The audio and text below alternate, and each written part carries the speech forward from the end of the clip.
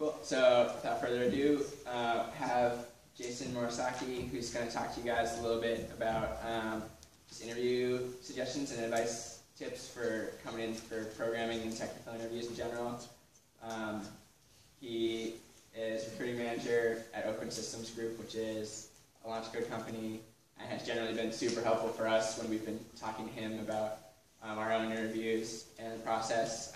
He's got oodles of experience, and is a great person to talk to. So definitely listen to what he has to say, ask any questions you have, and then we might do a little fun activity after that. Cool.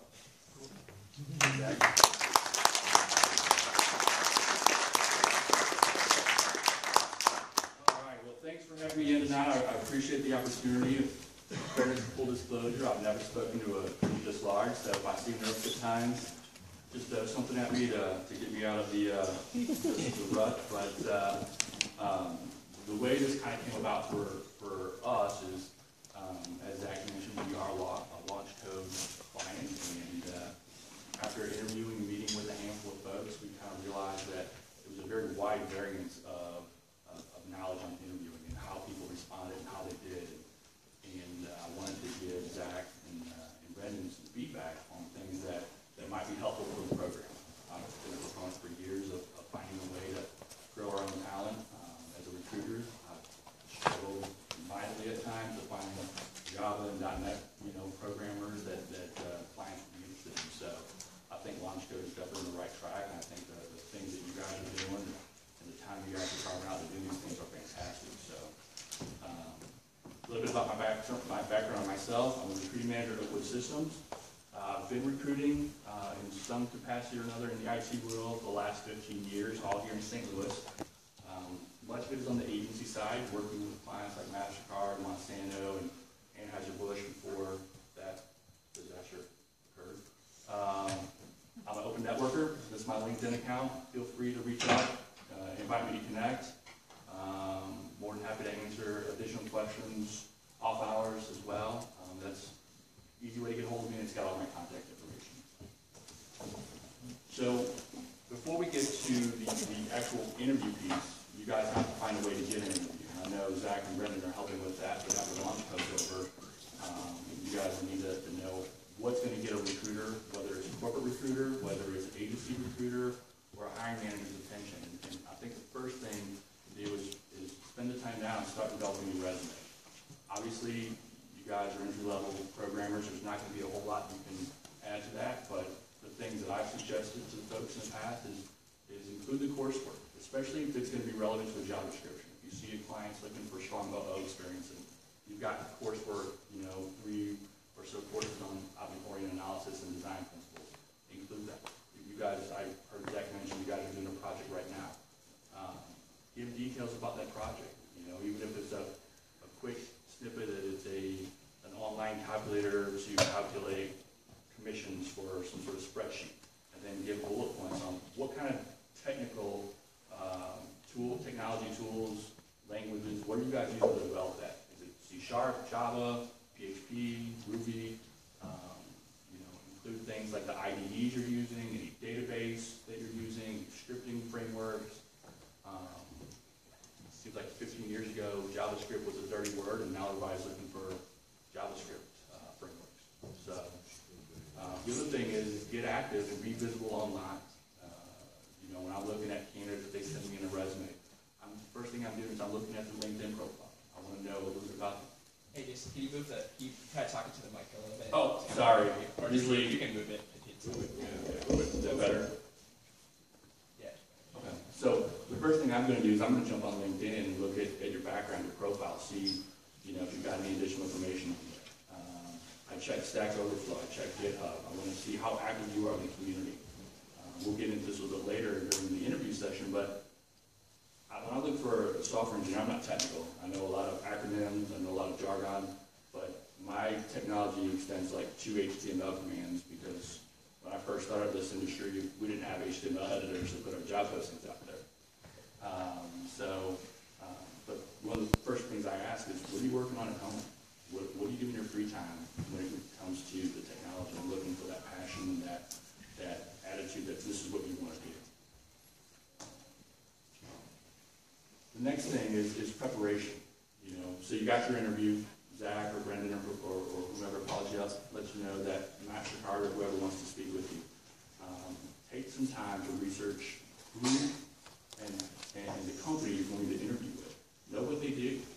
Know about their business line, because they're going to ask at some point or another, whether it's the recruiter or the hiring manager. They're all proud of where they work, so they're going to ask you, hey, what do you know about Monsanto? What do you know about MasterCard? Have some information. Most people in IT now have LinkedIn profiles, so if you know the manager's names of who you're going to interview with, look them up.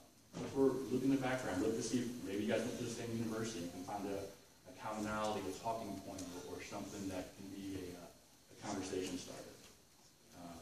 You know, in my 15 or so years, I've noticed that when managers are interviewing candidates, part of it is can you do the job?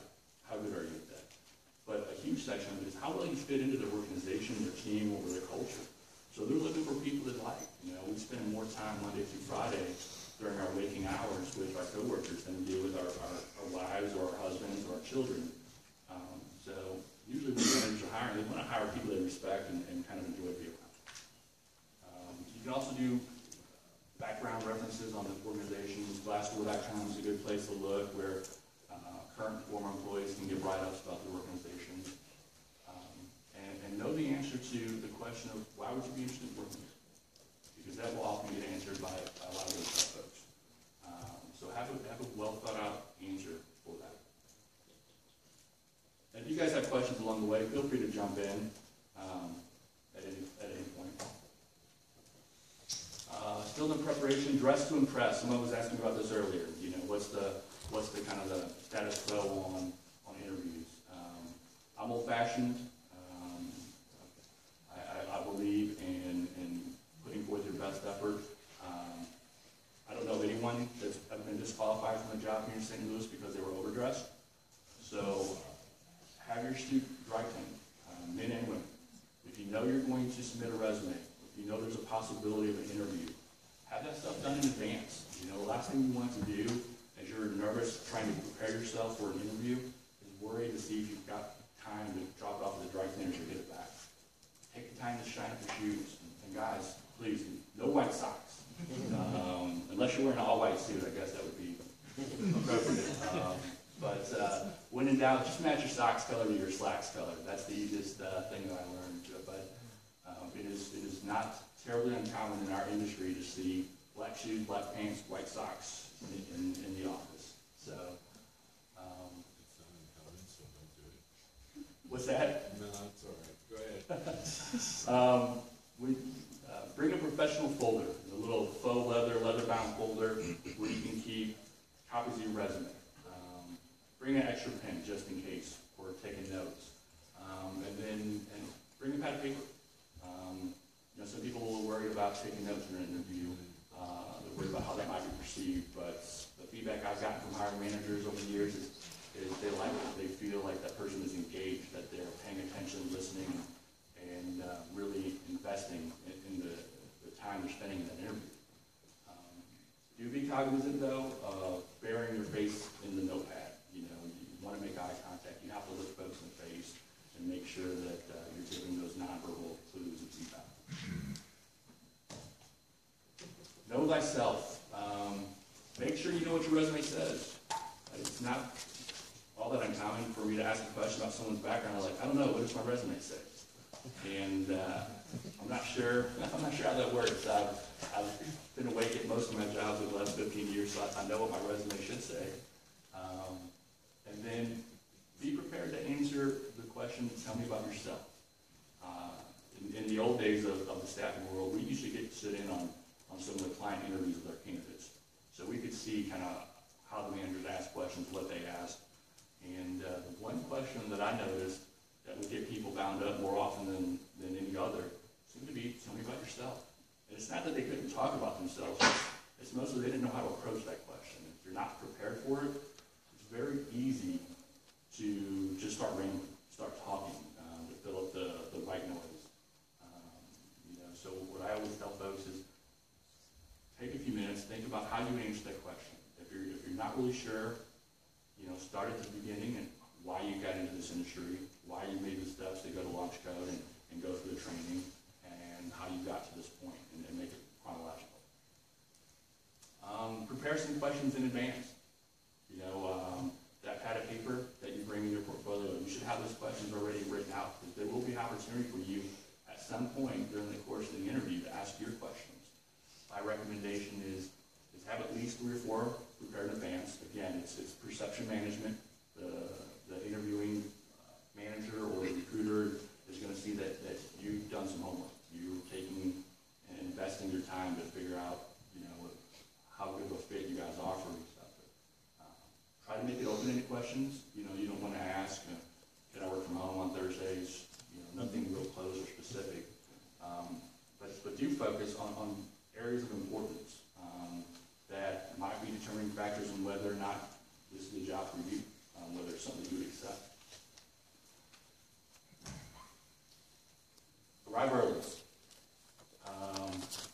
The worst thing you can do is be late. Well, not the worst, but it's one of the worst things you can do is be late, because not only you sending a poor message to the folks you're meeting with, but you know, anytime I've ever been late, it's rattled me. It's made me nervous. I'm already nervous going on the interview. You show up 5, 10 minutes late. You're sweating. You're running across the parking lot. It's the heat of the summer in St. Louis. You're you know, probably sweating through your shirt, and never a pretty sight when you're trying to make a good first impression.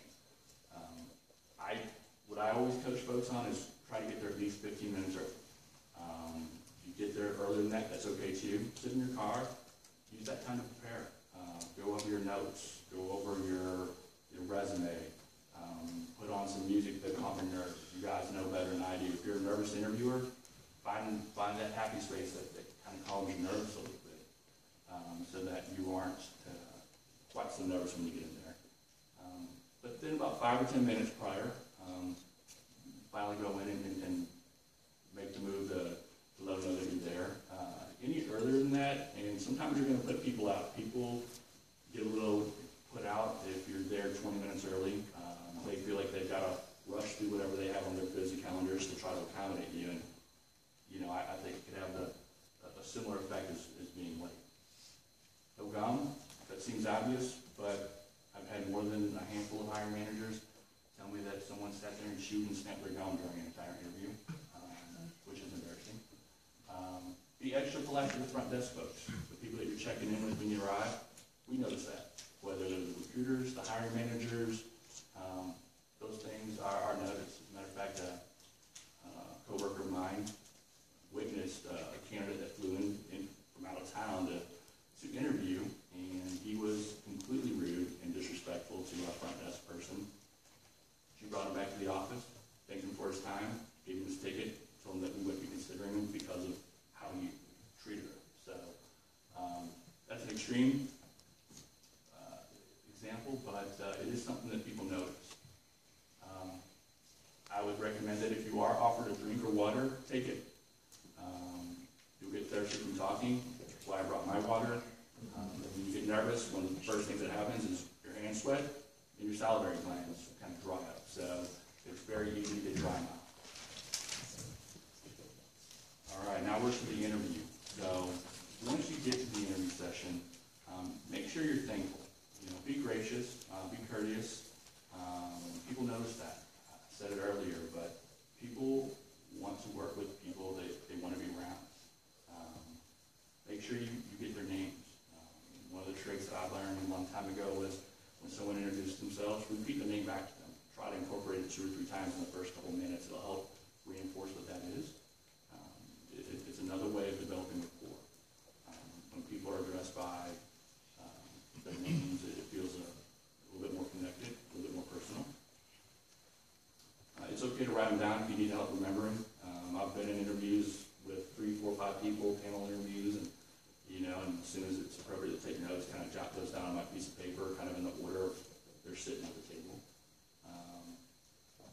And then engage in small talk if an opportunity presents itself. Hopefully, your goal in an interview is to move to the next step, or hopefully get an offer.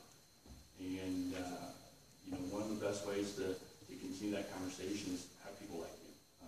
It's not a popularity contest necessarily, but there's not going to be a large body of experience for hiring managers to draw upon and say, well, you know, 7 years of .NET or Java, you're entry level. It's going to come down to attitude and aptitude, and getting that ability to connect with the hiring folks will definitely benefit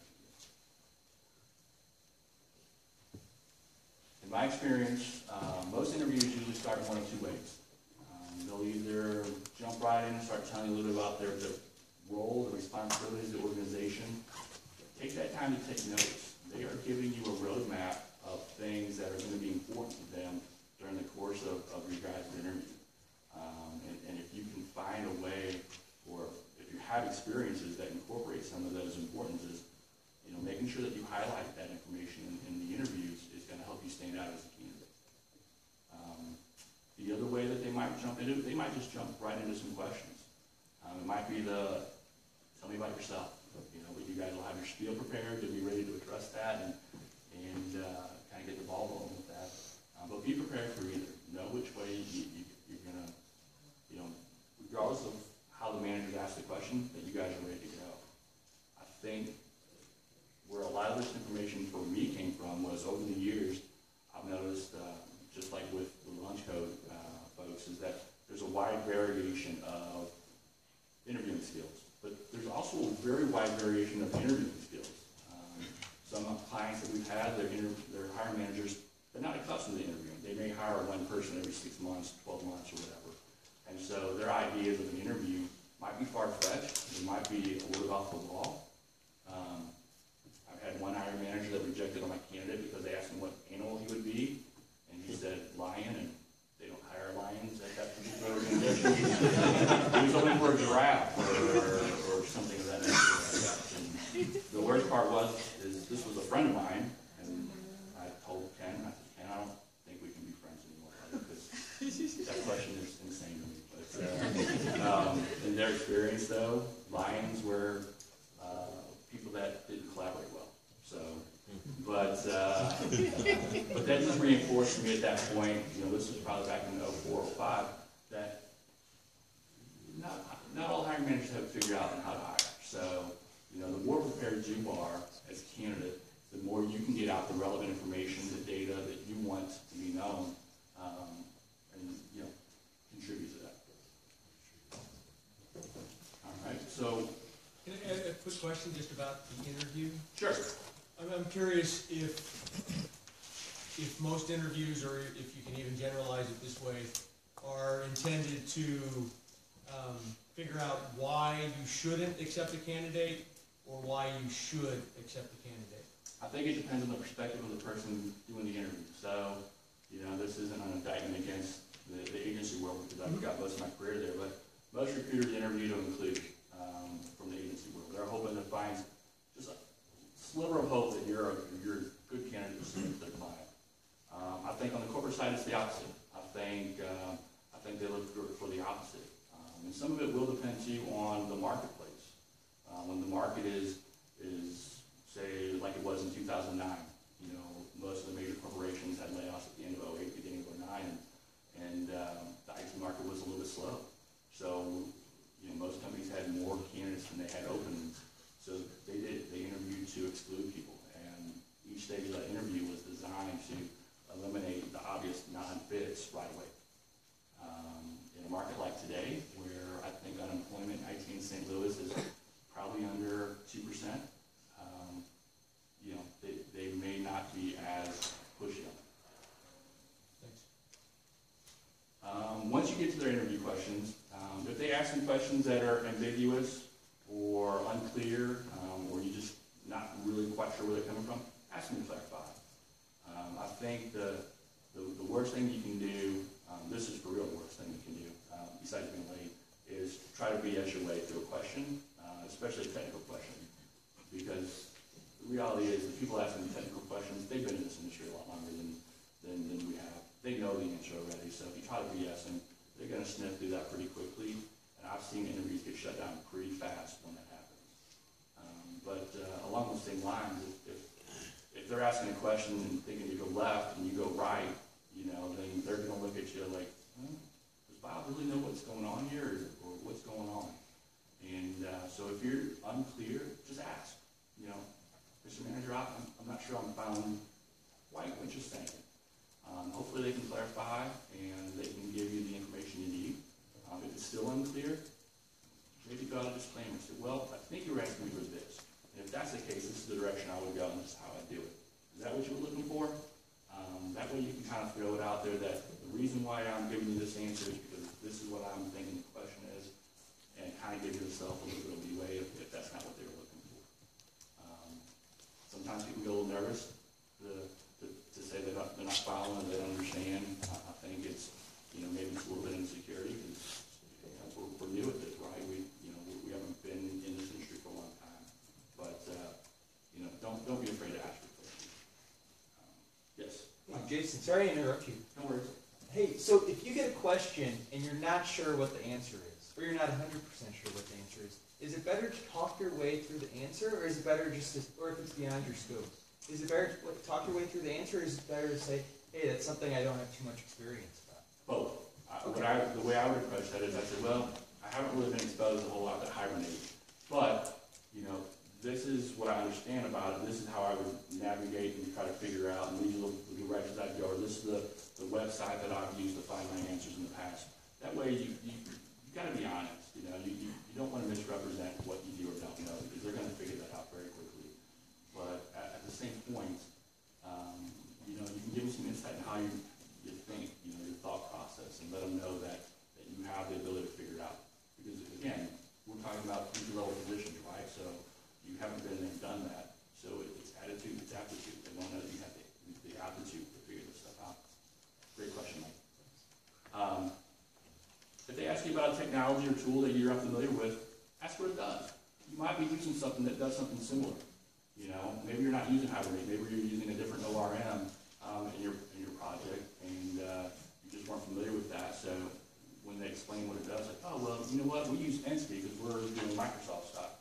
So we're using the Entity framework to do all of our mapping for our database stuff. And that way you can draw some similarities. If you guys haven't noticed already, there are about a dozen competing products for just about every tool in the IT and development world. So, you know, if you understand the basic concepts of why the tool is used and what it's used for, you probably figure out the nuances of the different vendors' specific tools as well. Be sure you're not just giving one or two word answers. Hopefully, they're not asking very closed-ended yes or no type questions. But again, we don't know how they're doing their interviews. You know, give them some details.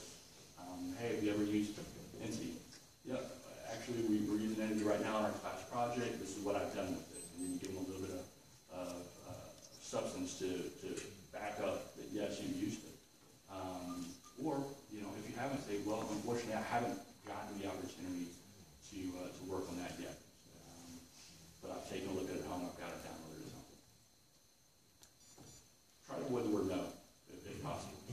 This is probably a, you know, weird Jedi mind trick that may not make a whole lot of scientific, you know, proof, but I did read an article once about how the brain works and the impact of the word no and how much heavier it weighs than yes. You know, during the course of a conversation, people tend to remember the no's much more vividly than other things. So if you can avoid the word no itself and maybe deflect a little bit just to say, well, I haven't, but this is what I do know about it, it might help. It might not, but it's every little bit helps, right? Any questions about the interview stuff? I went over some of that pretty fast, so before I get to maybe the closing stuff. Should you bring your laptop maybe to show off some code or whatever, or is that? You know, I don't think it would be bad. It's always good to be prepared. You know, if you have a nice briefcase or folder you can bring it into the interview with, you don't necessarily have to just throw it out on the interview table and be ready for it, but you know, they may ask you to see some of it. It's becoming more and more common for people to, during the interview process, to ask you to do a little coding exercise in the interview. Then maybe they give you a couple parameters and a quick exercise to ask you to change something in an existing schema and see how you react to that. So, yes, in the back. I have a question. Sometimes in interviews with multiple people, it comes out that two people see the job in very different lights. And that can be a little bit easier if you're speaking with them separately, but how do you recommend handling that, or even if they're in a panel together? You know, that's a tough one, you know, because you don't want to look at one and say, well, Bob just said this and Mary's saying this, which one is it, right? You got to kind of tiptoe and walk that tightrope. You know, the best way to do it would be, my personal opinion, would just kind of reiterate what they're asking, you know, and say, so are you asking how I would handle this or in this situation? It really could be too, and this is where I've seen it most often is if you've got two different hiring managers in the interview, and maybe they're looking to see which group or team you might fit better with. So you might be answering similar questions, but for different managers and for different things. Sorry, that doesn't really give you a whole lot of substance. I think you just have to address their questions and give your experiences and how they might relate, you know, in that area. So the trickier part will be when they ask you, okay, so I've got position A, Mary's got position B, which one would you prefer? That's a trickier one. So my opinion would be to try to take a stance on it if you have a strong preference. You know, sometimes from a development standpoint, they might say, well, Mary's team does UI development, Bob's team does all the back end and middleware development. Which one would you prefer? If you have a preference, let them know. Say, I'm fairly comfortable working in both, but I really enjoy the UI piece. Does that help at all? Yeah, absolutely. Okay. Just to follow up on the laptop thing, I've read that you should have something live that you could give a web address rather than bringing it on a laptop. You know, say here, you can pull this up on your computer. Is that something that is good? I haven't seen it a whole lot, except for design. I see it more with visual designers, UI, UX folks, you know, where they want to see that portfolio, they want to pull it up and play around and look at that stuff. I haven't personally noticed it a lot in the development. On the development side, I know our organization doesn't do that. You know, depending on the level of the candidate, you know, it'll be a phone interview, then face-to-face, and if they're an architect, then we'll try to make them sweat on a whiteboard in front of about 4 or 5 other architects. Oddly enough, our architects really love that piece. They do. I think their audit's a little bit sick and twisted. I've told them that, so I'm not saying anything behind their backs, but when I ask who's available for a whiteboard session, which is referred to in our office as a murder board, they all raise their hands. So they're just super sneaky folks, I guess. I don't know. I saw another hand over here, I thought. No? Okay. Now here's a little bit more of the close of the wrap up. And some of this stuff is a little bit easier to probably convey to someone that's, you know, more experienced in their career and they've been around for a little bit. But this is where I think a lot of people have a hard time, because this is where you have to toot your own horn a little bit. And you got to do it in a way that is expressing your capabilities without sounding like you're bragging or overtly bragging. So, you know, what I always tell folks is, after they ask their questions, you're going to get a chance to answer all your questions, or ask your questions. And then once you get to that point, if you know this is an opportunity you want, tell them that. Tell the recruiter, the hiring manager, whoever it may be, that this is awesome, that you were so excited, this is an opportunity you want.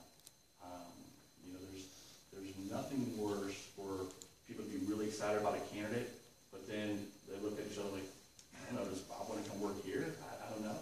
And, you know, if it comes down to a tie between two folks, two candidates, and one is obviously more exuberant than the other, you know, that oftentimes that can be a tie. You know, I think one of the candidates that Brandon and Zach had you know, sent my way earlier, his personality was just infectious. He was very obviously wanted the opportunity and wanted to move forward in the process, and he was very open about that. You know, we like to have our ego stroked a little bit too, so it's, you know, we don't mind hearing that it's a good opportunity, but ask for it, let them know. So, you know, the approach I've always taken is reiterate what you understand they're looking for. Mr. Hiring Manager, I know you're looking for someone that can do A, B, C, and D. Hopefully during the course of this conversation, you know,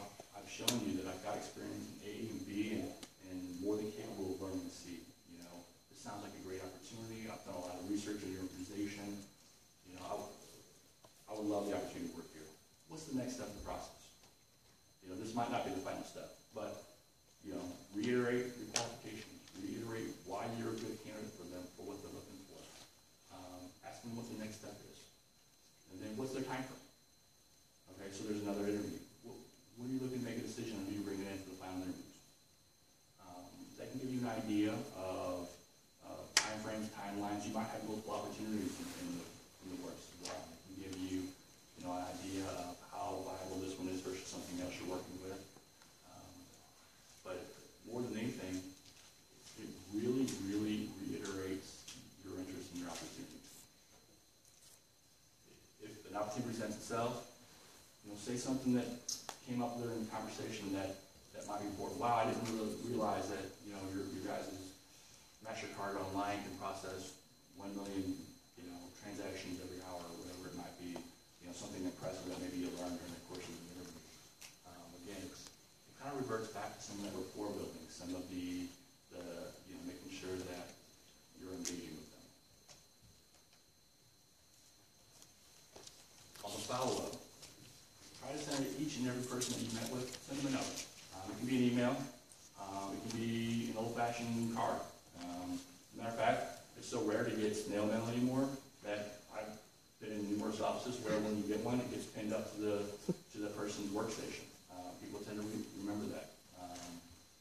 But write a personal note for each person. Some managers get a little put off if you shoot over an email and CC 4 or 5 people and just thank them.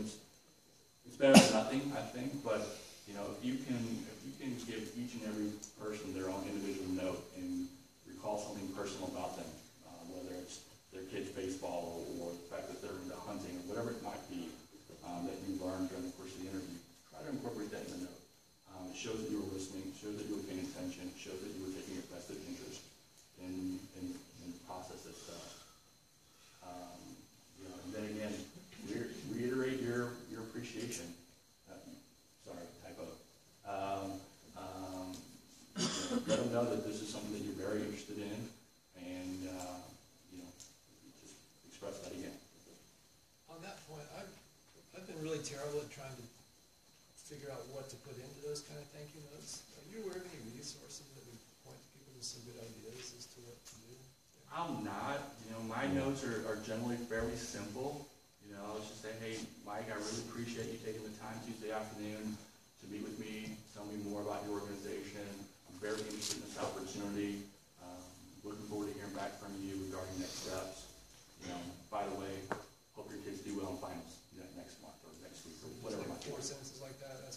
It doesn't have to be anything elaborate. I don't think it has to be anything, you know, where you need a writing degree or anything like that.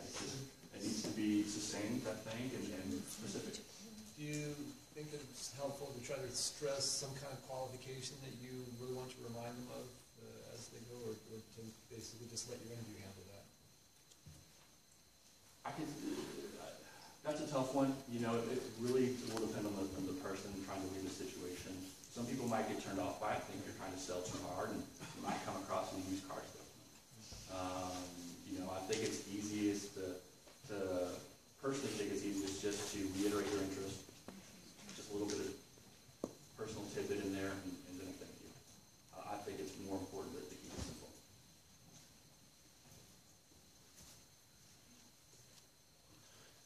Questions? Yes, ma'am. Yes, I had a technical interview last Thursday, and I was told it would be with the hiring manager, but when I picked up the phone, it was someone with high technical skills that was going to do the interview.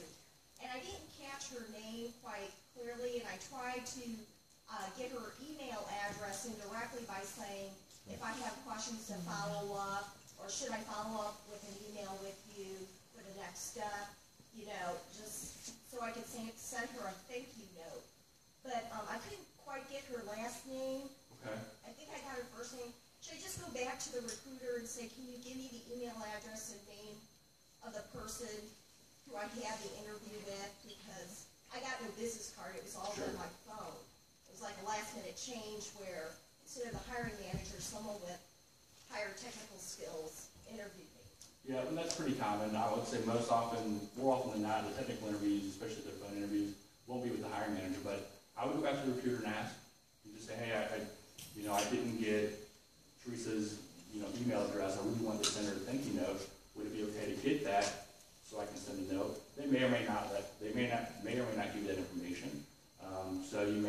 send a note to the recruiter and have them forward along. So when I was in the agency world, I generally wouldn't give out my hiring manager's email addresses. I would forward it along. And part of it was because I was a control freak and wanted to make sure I read the note first, and make sure it wasn't filled with grammatical errors or, just inappropriate statements, because unfortunately, I've seen those too. Okay. So, but the recruiter that you're working through, whether it's an agency or a corporate recruiter, should be able to get that note there somewhere or another. Or worst case scenario, get the last name. Just tell the recruiter, hey, Teresa said her last name so fast I didn't get it. I'd like to send her a note. Can I have her last name? Yes, sir. If you have an offer from another company, or maybe interview scheduled with another company, should you drop that into the conversation? Sure, absolutely. I think one of the questions I always ask as a recruiter is, where are you at in your interview process? I want to know if you're interviewing elsewhere. I want to know if you've got an offer on the table. I want to know what the timelines I'm working with. The advantage for you is you've got to do it in a way that the recruiter or the hiring person doesn't think you're just trying to leverage them or hold them hostage. But if you can let them know, say, hey, I'm really excited about your opportunity, but I'm expecting an offer on Thursday this week, from another company. What's the timeline, of your interview process? They may say, look, I won't be able to get that done by Thursday. There's no way. It'll take at least 2 or 3 weeks, and you may have your answer what you should do at that point. It might be the one in the hand versus 2 in the bush argument. But yeah, I think it's very, I think it's very fair to be transparent about that stuff. So the worst thing, I say the worst thing too often, but one of the things that kind of, I don't want to say urged me, but there's been times where I've had a great candidate where if I need to, I can push the hiring managers to move extremely quickly, my current organization included, and get the ball rolling very fast. But if a candidate tells me they have nothing on the table, I try not to call that in to the hiring managers and ask them to move things in their calendar to accommodate if I don't have to. But if they don't tell me that stuff, then I don't know. And there was a recent situation where I was going to bring someone in from Kansas City, and when I spoke to him last week, told me he didn't have anything on the table, but then on Monday he did, and it was too late at that point. So if someone's a good candidate, then a lot of hiring managers will jump through, hoops to try to get someone in. What other kind of questions? Zach? Have you noticed any differences between interviews with recruiters and interviews with hiring managers at companies? Definitely. Definitely. And I guess I should preface that by saying, are you talking about agency recruiters or corporate recruiters? I guess I didn't know. Because there's a big difference. Corporate agency recruiters are commission employees, right? They're salespeople. So their processes often are, like I mentioned earlier, about inclusion. Because the way they're managed is by how many resumes they submit to clients. So, agency recruiter, they'll work pretty hard on your behalf because they are monetarily incented to do so. If they reach in place, they get commission. Corporate recruiters generally aren't commission, so they may take a different approach. They may be your advocate during the hiring process. They may be the gatekeeper. It really depends on the organization and how territorial they are. So HR recruiters get very territorial. Yes, sir. Going to the resume, if you're most of us have no technical background, what are you looking for on a resume? One thing to look for, what kind of projects you've done. You guys do the projects here, right? So you can put details on that. 2 or 3 sentences to describe what the overall scope of the project you worked on, and then 5 or 6 bullet points on the technical pieces that you individually contributed. Whether you developed the ASP.NET, web pages, whether you developed or set up the MVC framework, whatever it is you did as an individual contributor on that project, list that and give more technical detail than less.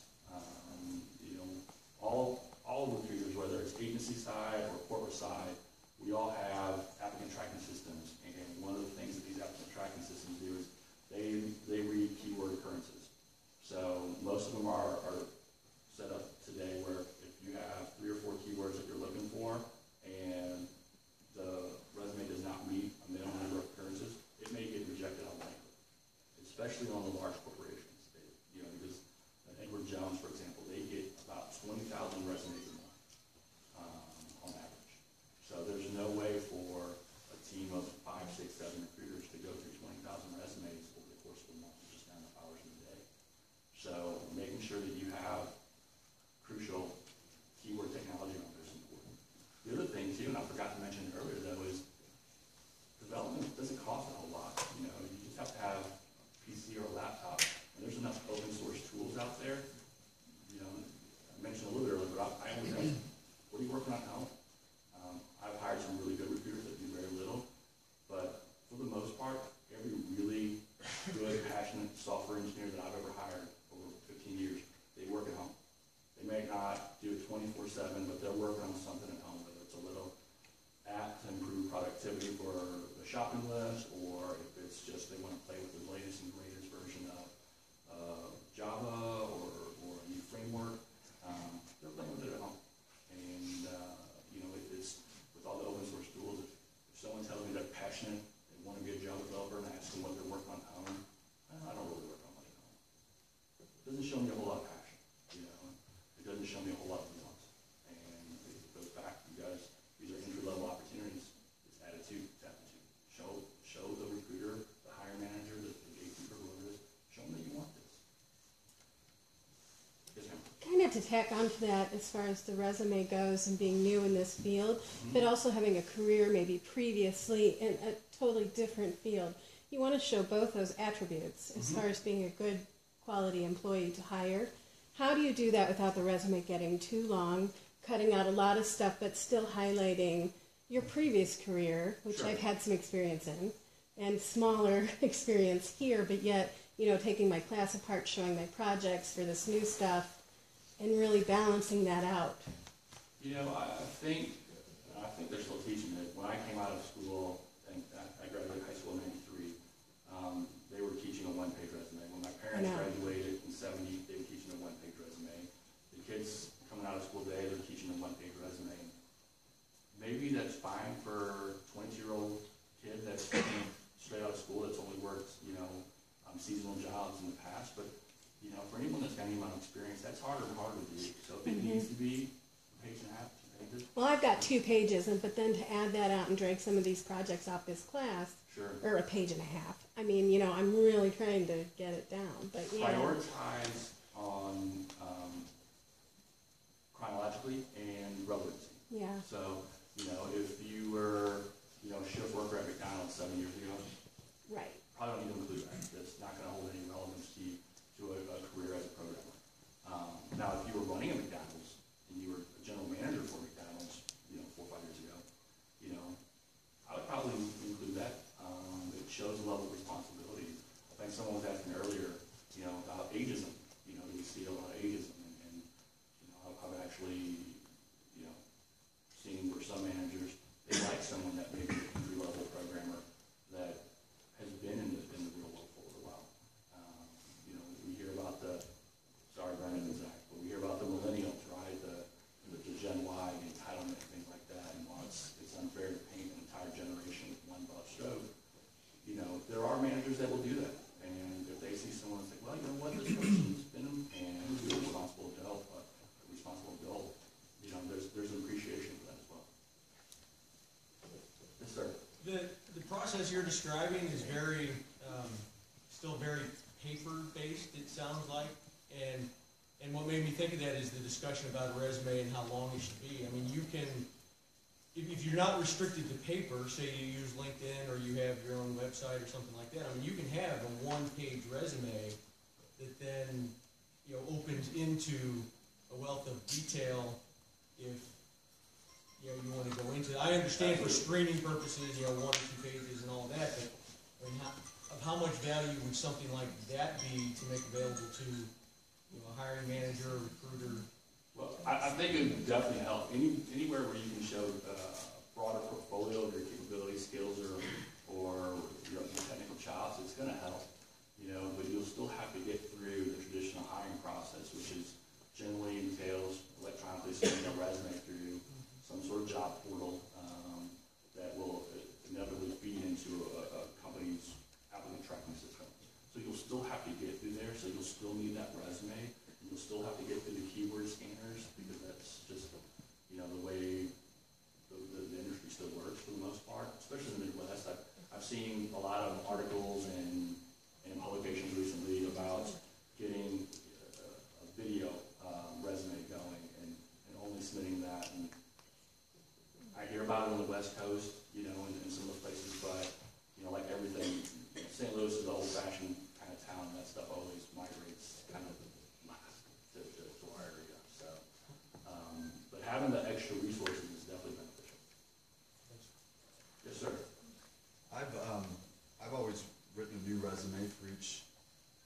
I apply for, and I keep a comprehensive resume on LinkedIn, but I'll even change title to be a synonymous title, but maybe using wording that I find in the job description. And over time, does that make me look shady? If you know, no, I don't think so at all. I don't think so at all. As a matter of fact, I've coached people on that because sometimes companies have atypical types of titles. Excuse me. For example, Build-A-Bear. They've got just these weird, ridiculous titles like Hibernation Administrator, you know, for their DBAs or something like that. You know, and that's not going to really catch anyone's attention other than like, oh, that's cute, and that type of thing. But it's not going to help you with the job search. So, you know, a lot of people use developer and software engineers synonymously. So, you know, there's really no de facto standard on how companies set those titles up. So I think that's a great idea, is tailoring your resumes. You know, and it's probably going to have it to develop, especially as you get more and more experience, you know, so that once you get to a point where you have 8, 10, 12 years of professional IT experience, how do you fit everything in a couple pages of a resume and still have enough detail to get noticed? And, you know, what you probably have to do is figure out what's important to the opportunity you're applying for and then tailor your resume towards that. Try to figure out, okay, this role is definitely placing an emphasis on, you know, the cloud architecture. So, you know, I'm going to include all my AWS and Amazon stuff that I've done in the past and really hype that up on my resume. Doing the same thing with cover letters is important. Make sure you write your cover letters and you're addressing the company. I got a cover letter last week. Said, dear hiring manager or whomever it may concern, I'm really excited about the opportunity for, the title was not even what I posted, that you have over there at K-Force. I work at Oakwood, I don't work at K-Force. So, you know, the person obviously just cut and paste or forward along an existing, you know, cover letter, which to me is just lazy. I didn't call that person. Yes, sir. Along those same lines, if you don't have a name, how do you address a cover letter? I think dear hiring manager or dear recruiter, you know, I don't get too hung up about how they address me if there's no, especially if there's no name on the job posting because you don't know. But, you know, making sure you have the title of the position addressed appropriately in the cover letter, and then how your qualifications may match up with what they're asking for is important. Yes, ma'am. I've worked in the IT field, but never as a consultant, and now I'm getting calls and emails from recruiters, and the first thing they want to know is what the hourly rate. What your hourly rate is, right? Yes, and I find that if I ask them what is the rate that's being paid, they'll tell me, but I'm still not sure how to answer that question. Because when you talk about commission, do recruiters sometimes give you the lower rate so that they can make the commission? Okay, Yes. so I never know how to answer that. So in St. Louis, the term consulting gets thrown around pretty loosely to describe anything other than atypical direct employment somewhere. And really, you know, what you're talking about is more what I call contracting or staff augmentation, where, you know, you may be employed by staffing company A, B, and C, but on site at company X, Y, and Z, and then there may or may not be an opportunity to convert over there at some point. So most recruiters are paid a commission based on gross profit. So, and that's defined as your direct cost subtracted from the bill rate they're sending to the client. Right. So, now, the reality is that they make a 10% commission on that. You know, even if they get an extra dollar or two out of it, that's 10, 20 cents. And most recruiters aren't going to risk a deal for 10 or 20 cents an hour. But the best, sorry, I'll get you next. You know, the way to answer that question is have an idea of what you want. You know, what do you think is fair for what you bring to the table and the role at hand, and, you know, give them a range. So, you know, based on what I've seen in the market, I'm looking for anything from $25 to $30 an hour, depending on your benefits and PTO policy. You know, keep it a little bit wide, because those staffing agencies, they have a very wide variance on what they offer for benefits. So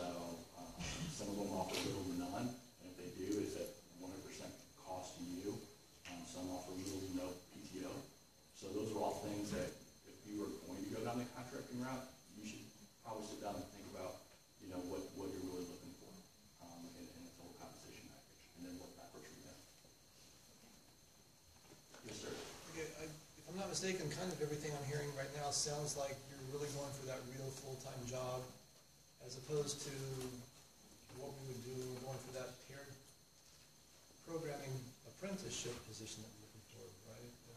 Most of these approaches were really defined when I was in the agency to help my candidates put the best foot forward for an interview. So, you know, these are tactics or tips that I think are not really specific to full-time traditional employment or contracting. These are things that I've seen value in on both sides of that equation. Well, that was kind of like a lead into the question I was going to ask, which is, can you give us any advice as to what you think would be helpful in the specific instance where we're going in for that $15 an hour first entry-level kind of position that might be different from the typical kinds of situations that one would run into if they've got more of a background in the IT or especially in the computer programming industry?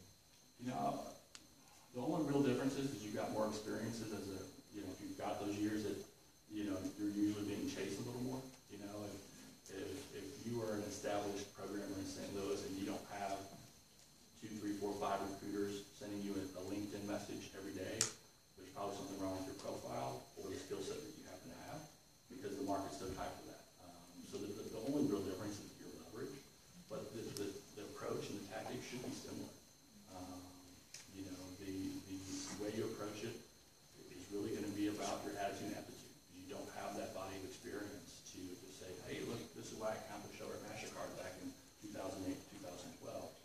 You don't have that, so you've got to get across your passion for, you know, for programming. You've got to get across that you have the aptitude and ability to program.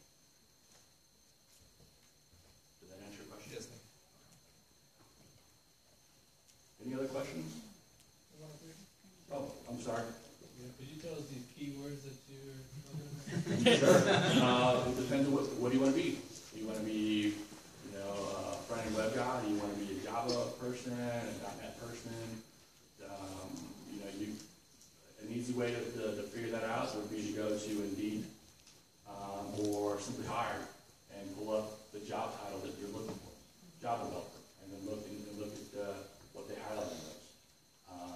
Or if you're looking to be in the .NET world, put, you know, ASP.NET or C# developer in one of those job board aggregators, and then click through, and it'll become very obvious what some of those keywords are. If you have a specific you know, tech stack in mind, I can tell you.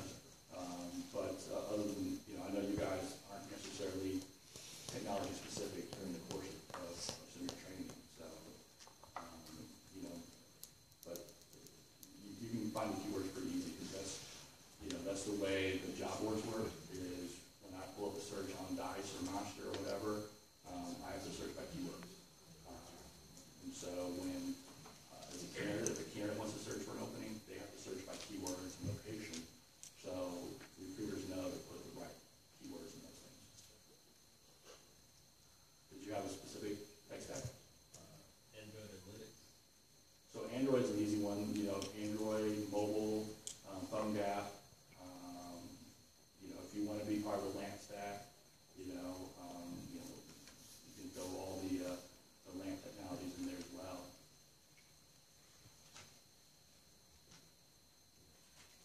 Anybody else? Oh, that's on the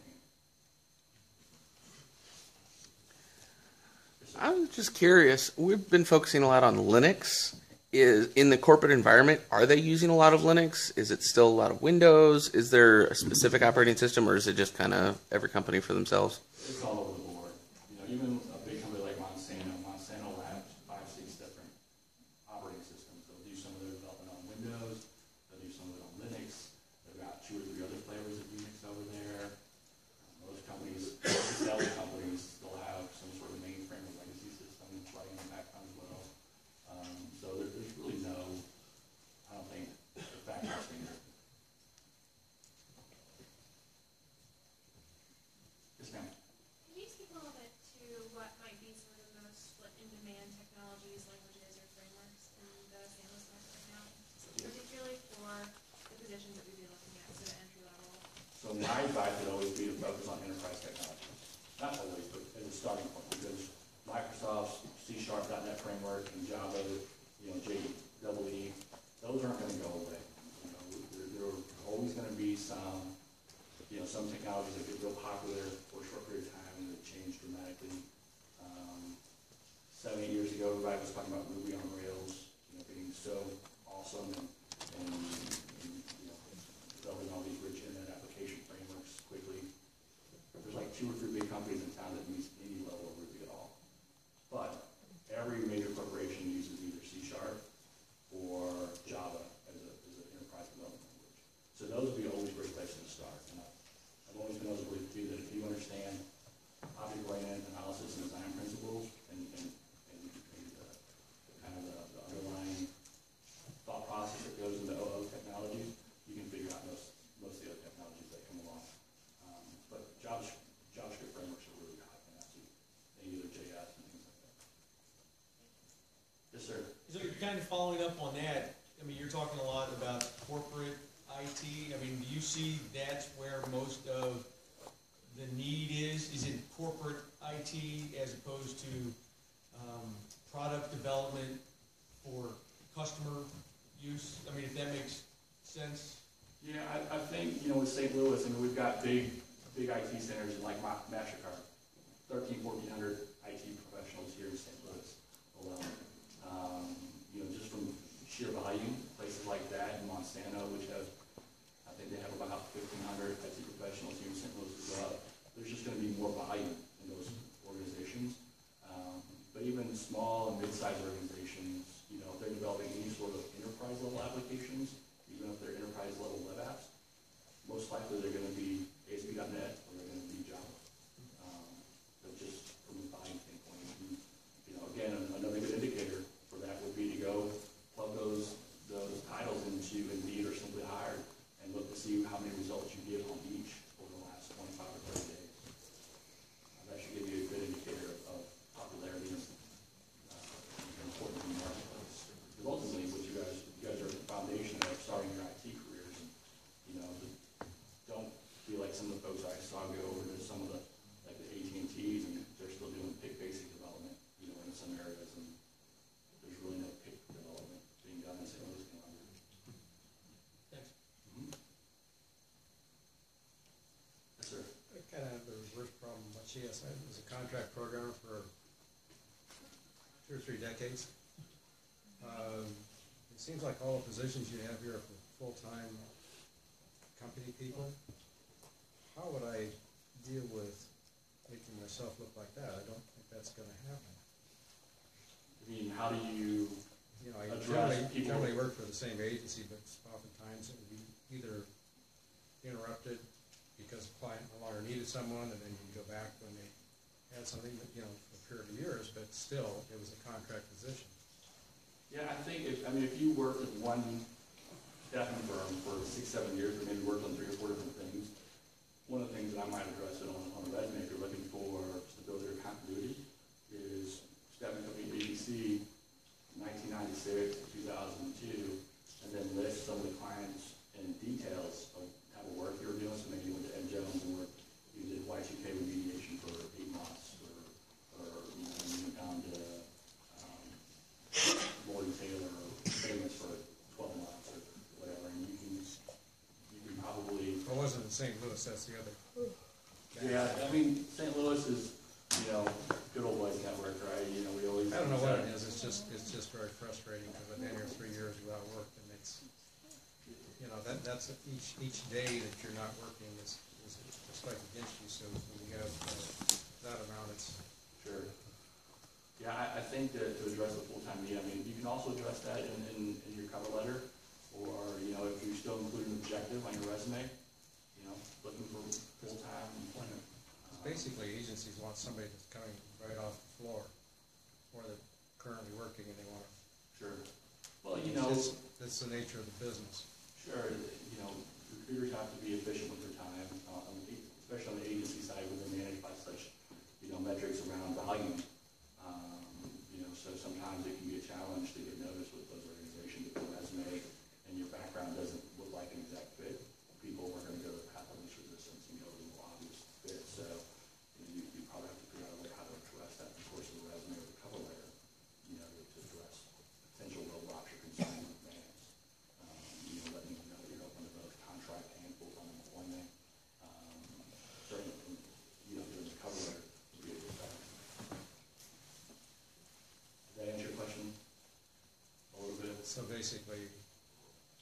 I had never heard anyone say put the client on there with the agency at the same time. Yeah, I would, because, you know, especially if you're out of town, if you work at a company that maybe has a national brand to it, but you work at a local staffing agency, nobody's going to know anything about that local staffing agency. But then if you throw on that you worked at Johnson & Johnson for, 12 months, people know who Johnson & Johnson is. Well, these are not with that kind of company, they're generally like regional type companies, unfortunately, so. Within that region or within the West Coast, they wish people would know them, but not here. Sure. I've always coached folks when they worked on a lot of contracts, especially if they were shorter term, if they were all within the same organization or same staffing firm, to try to lump them together to break up that viewpoint that it looks like you just hop jobs. And I think one of the things you have probably working against you a little bit is that most major cities or decent sized cities, contracting is contracting. It's very common to jump every 3, 6, 9, 12 months for the next contract if you take a stint in contracting. St. Louis hasn't been like that. St. Louis has been more staff augmentation, where you've got a desirable skill set and you don't stick around, a year, 18, 24 months for the majority of your positions. It sets off a yellow flag that someone can't or isn't willing to get along. So that might be working against you too. So, Welcome to St. Louis. yeah, I get that a lot. If you want to send me an invite on LinkedIn and shoot me a copy of your resume, I'd be more than happy to give you some advice. Okay, thank you. Mm-hmm. Yes, ma'am. Can you put your LinkedIn back up on the? Yep.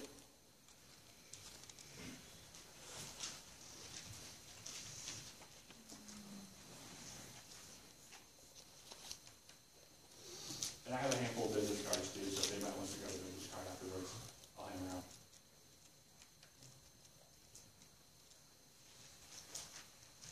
If you don't get all of it, if you just put Jasen with an E and Morisaki, I'm pretty sure I'm the only one on LinkedIn that spells their name Jasen with an E and has the last name Morisaki. It's benefited me in my career because people remember both the weirdness of my first name and the unusualness of my last name.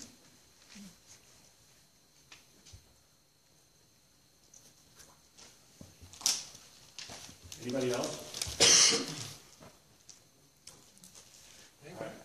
If there's no other questions, I'm curious what animal you would be.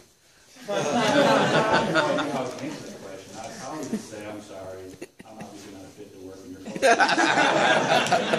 And I'd probably just shake their hand maybe for whatever time we spend that way. But I have thought about it, and I just, no idea. I hate that question. I hate, tell me about your what's your biggest weakness? I think that's a loaded question because if you answer it truthfully, you might, eliminate yourself from contention. But if you put the used car salesman spin on it, people sniff through that as well and think you're being less than honest. I think a better question that companies would be wise to leverage is what area, whether it's technical, professional, what area would you benefit from some additional coaching or mentoring, or how could we help you develop in some of the other areas as a professional? Because that gives you a little bit better insight. But people still like the greatest weakness question.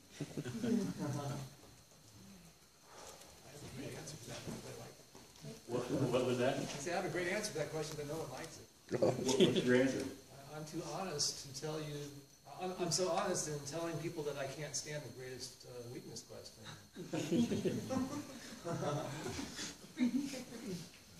How's that work?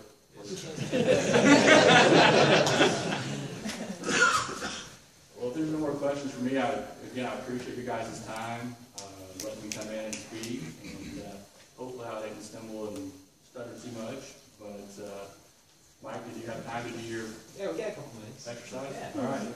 So I think Mike has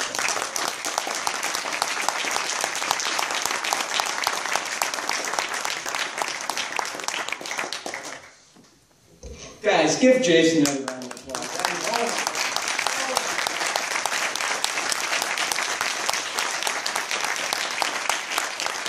So much insight right there. So much insight. We're really, really fortunate to have Jasen come speak. So we've only got a couple minutes left.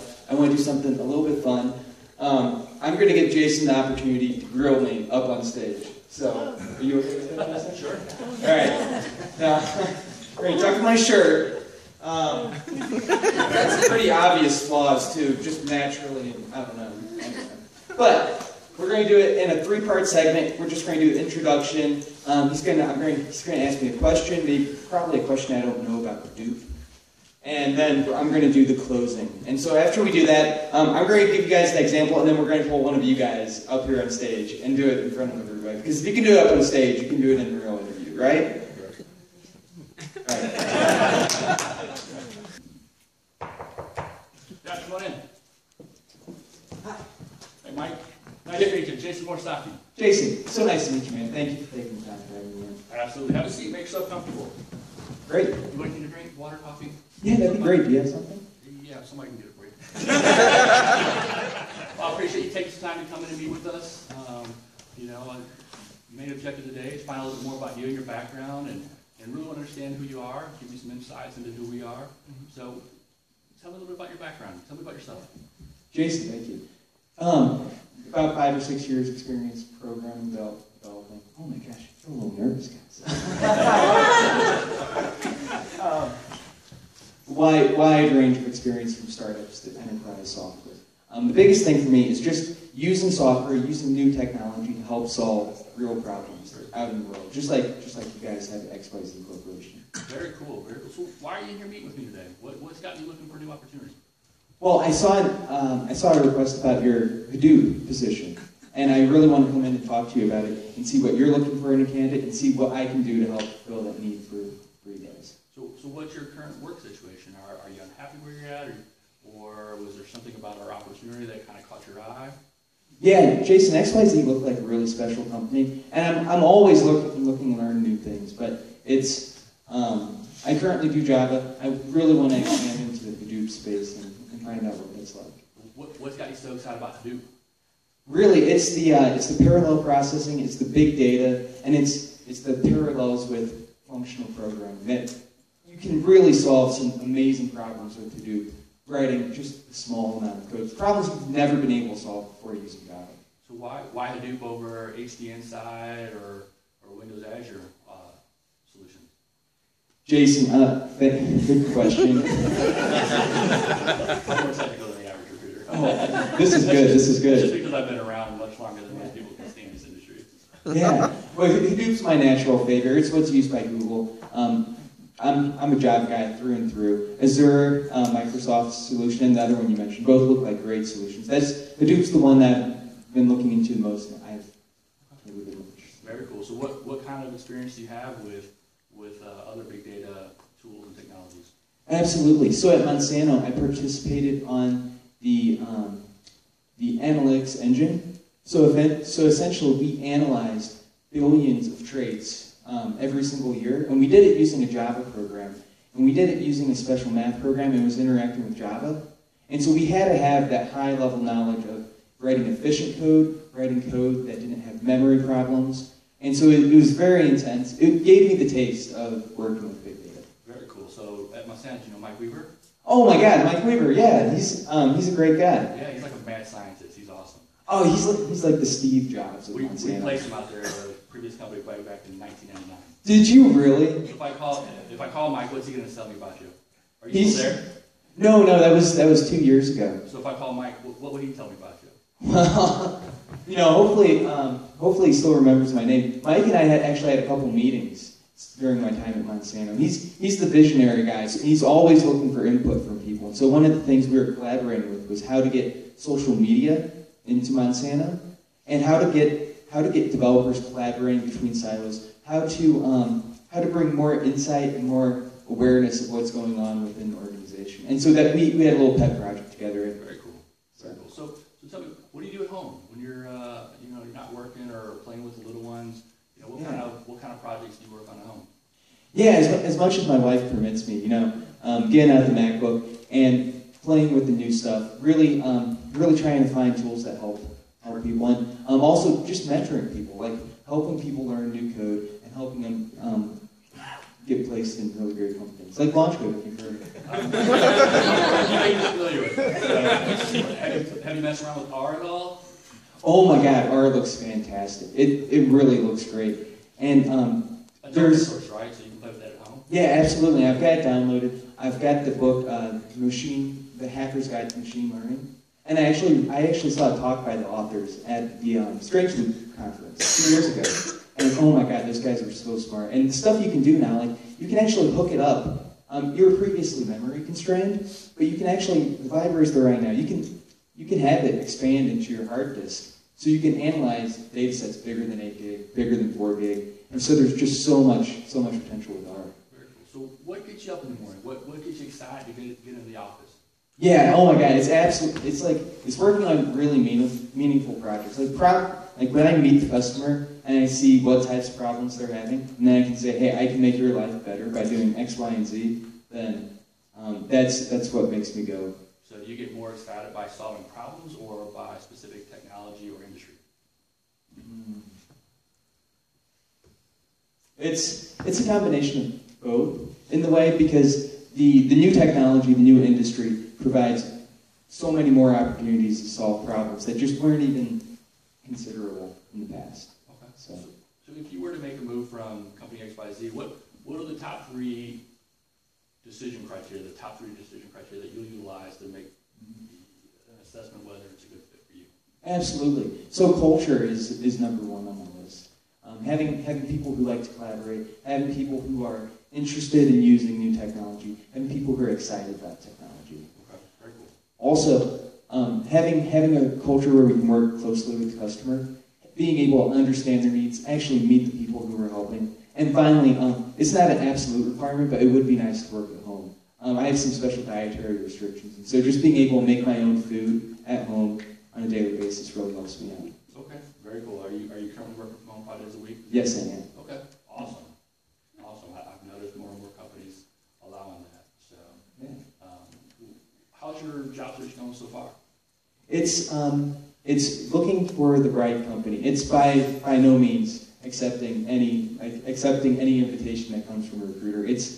Right now it is focused on finding who I want to work for and not just any opportunity out there. And so you guys came up on my radar and it looked like a great opportunity to talk to you. So very cool. So normally at this point I'd probably start asking about comp, because I would feel pretty confident that you were the right profile of what we're looking for. I have your resume, so I've already seen that talking to you. You did a great job of kind of explaining, why, not just what, but why, like why culture is important, what that entails. So at this point, I'd probably start digging in on money because, if you're 30-40% above asking price, probably not a reason to bring you to the full process. Yeah, absolutely. Depending on internal or external type of need. But I thought the first part of that went well. Yeah. So. I don't know. We don't think we hit our 5 minutes, but I have my phone. I actually have my phone on silent. So. All right. Yeah. So Jason, thanks for going easy on me. I appreciate it. And my interviews aren't real hardcore. My interviews are, who are you? And normally in a normal person interview, people give me trouble about it. But the first 5 or 10 minutes, I'm usually just shooting the breeze to try to understand who you are as a person. So I feel like, as a recruiter, if I make you feel comfortable and calm, you'll give me better insights into what's really important to you versus giving me the politically correct HR kind of answer. I'm looking for a great environment with a good challenge and opportunity for advancement. Everybody's looking for that. What does that mean? What is a good opportunity? Because a good opportunity to me probably looks way different than a good opportunity to you. So there's no set de facto standard on that. So I want to know the real details of who you are. Whether it's from my own company or from my external companies, because I think, we want to try to find the right fit, not just a fit. Right? Yeah, absolutely. So, I saw some hands. Yes, sir. Would it help if we actually went to like simple hire or something like that, looked at the reviews and said, this is kind of why I'm interested in the interview? Sure, absolutely. I'll bring up my, we did extend one offer to a launch code candidate who rejected our overtures for MasterCard, and I'm still real salty. I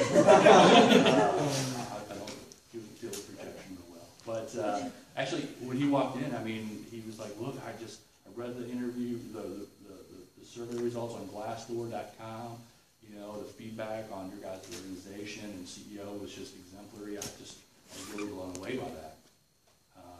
He did his research, he did his homework, he knew who I was, course of the interview.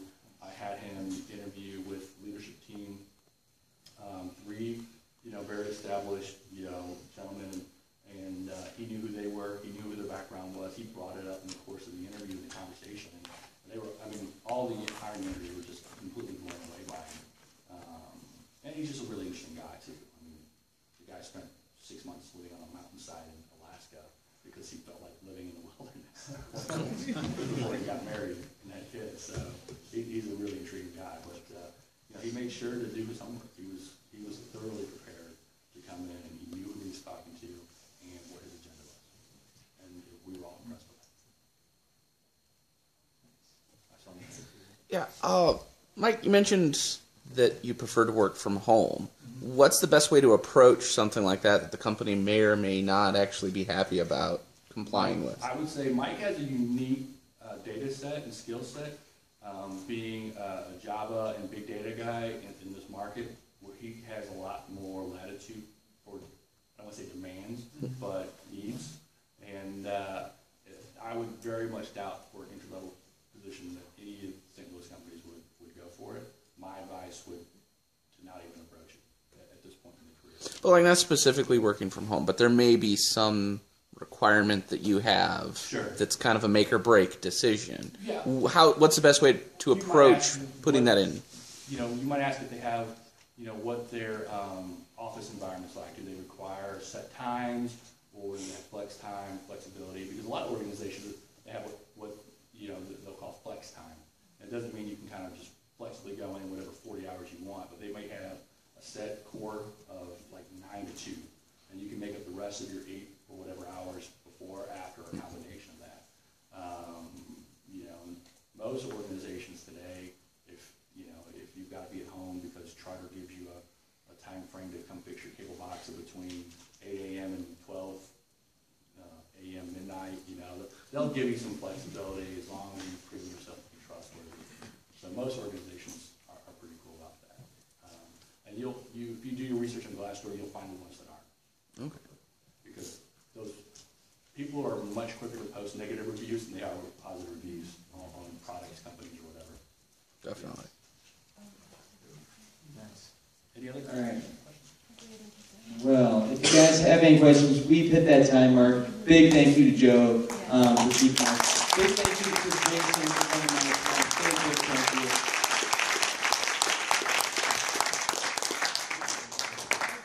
And if you guys have any questions, we're going to be out in the lobby for a little bit. And we've got a guy from Monsanto who did a lot of interviewing, Luke. He can give you any information you need. You can just talk to us. Zach, Brenda, you guys have anything? You good?